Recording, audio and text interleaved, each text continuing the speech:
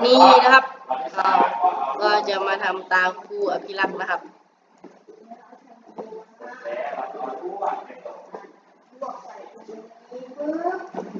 เราก็จะเทียบระยะค่ะ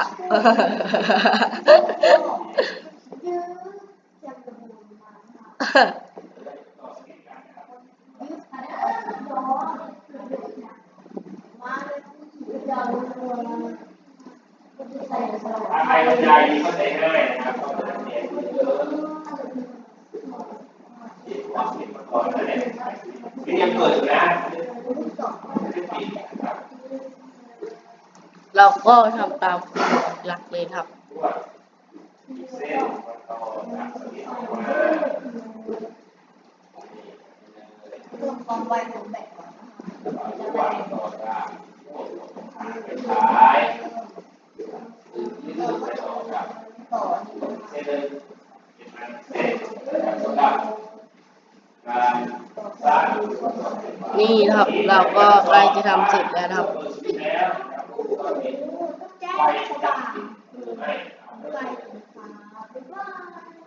ประเทศตึกป่องนะครับอันนี้เราก็ทำที่สุดนะครับ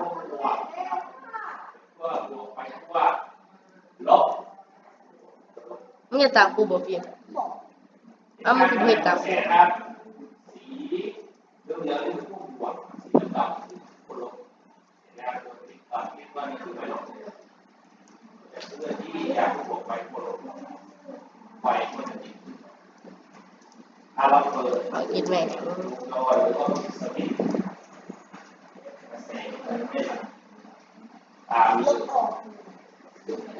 นี่นะครับเราก็ทำจากได้เสร็จแล้วนะครับ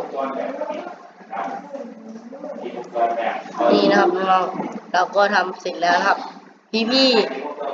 อันนี้เราทำเสร็จแล้วนะครับนี่ครับมันแจ้งจังปางสว่างย่างเงิน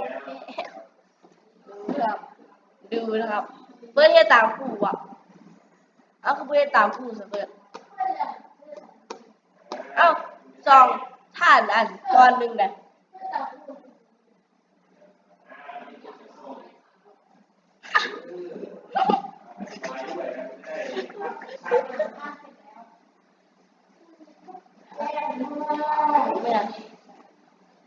ครูครับทำเสร็จแล้วครับผมทำตามครูเลยนะครับ